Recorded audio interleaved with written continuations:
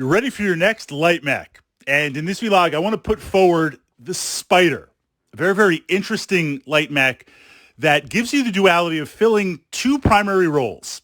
But within that framework, and we've explored some of the tactica before with light mechs, you have to be very, very careful. There is absolutely no room to make any mistakes. If you're getting hit by anything other than like an autocannon 2, you're potentially in trouble. Second to that is this idea with light mechs. You don't have the armor. You've just got the tonnage. So you need to always keep moving.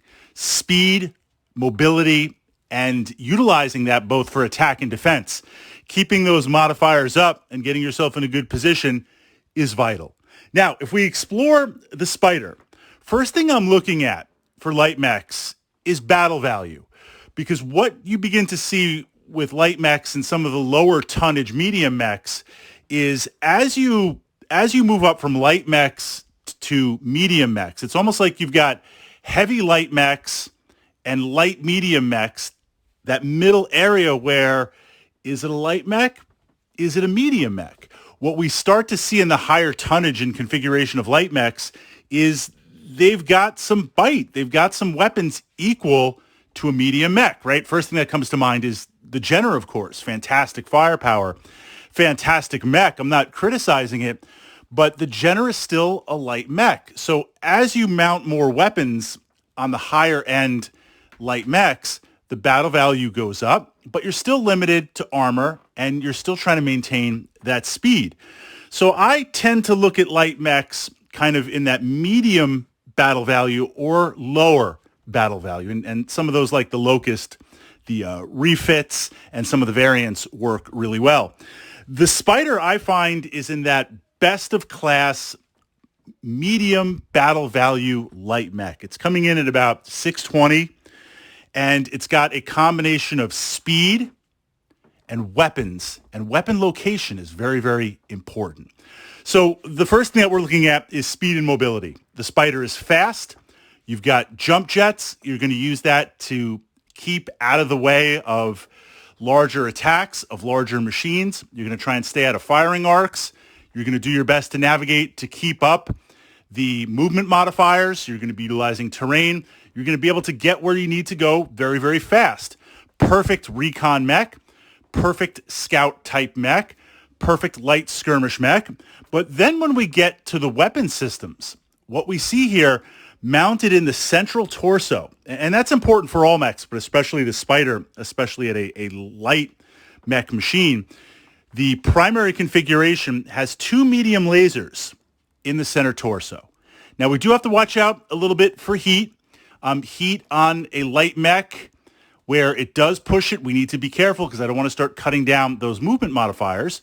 But at the same time, I don't have to worry about ammunition cooking off. The center torso location means three things. First, you've got your hands free. So in a possible opportunity situation, you can utilize that to initiate punch attacks, 1 in 6 chance of hitting a head. You can use that to pick up improvised weapons or secure objectives. Grab and go, grab and run, right? The weapons are not located in the arms. You can utilize those arms to the fullest possible extent. But second to this, the center torso is the most protected on any machine. What this means is if you take a hit to the arm, it's going to go to internals. If you take a second hit to that arm's getting blown off really fast. If there's a weapon located in there, whether it's a primary or a secondary weapon, it's gone.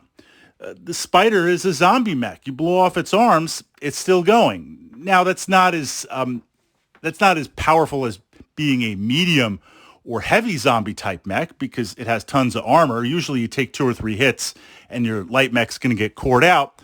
But having a center torso with the medium lasers keeps that survivability. What we also see for the battle value is you have 2 primary weapons. I define this as most light mechs have a primary weapon of a medium laser. It's solid. It's a good combination of range. It's a good combination of damage. It's a good combination of heat. Then we'll see a secondary weapon, machine guns, SRM 2-pack. The fact that we have 2 medium lasers, That's got some redundancy in there. We've talked about this where you're not just zapping one, you've got two. And you can keep that range if you need to as a skirmish mech where I'm going to run as fast as I can, jack up the movement modifiers. I'm going to stay at long range for my medium lasers, and I'm just going to zap away and try to see if I can draw off some fire or draw a mech off or just create a little bit of chaos. Having those two medium lasers is a fantastic opportunity to do that. Now, this is coming in at 620-ish battle value. If we push the Jenner, because if you compare this to the Jenner, you have certainly twice the weapons. You've got the medium lasers, you've got the missiles, but you're coming in at a much, much higher battle value. And what you get into this is, do you want to spend the battle value on your light mechs? And are you throwing potential battle value that could be used elsewhere because it is a light mech? In smaller games, smaller battle value games, where you want to really get good mass, good model mass on the table, but also be able to preserve that, the Spider works fantastic. When we get into larger type games, saving battle value is not as important because I have more battle value to work with, so I can tend to take heavier light machines. And then finally, the jump jets.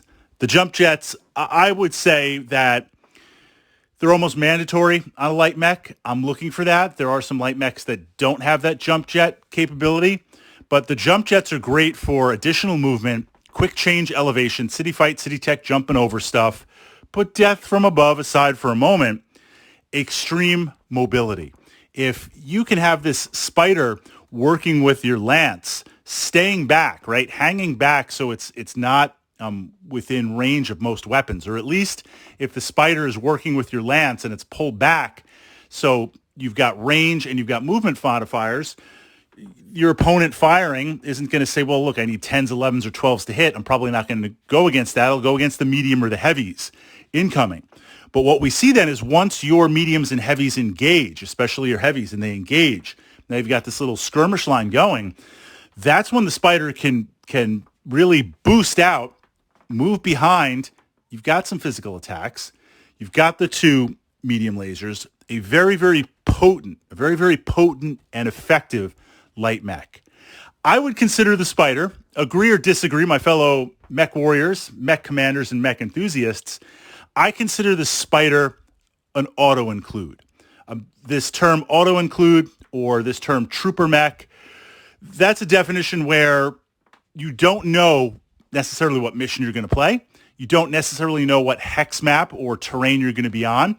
You don't necessarily know what opponent forces you're going to be facing. But if you take these type of mechs, and the Spider is one of them, it's going to do really well in every single situation, wherever it finds itself. If I'm in city fight, city tech, it's going to be great.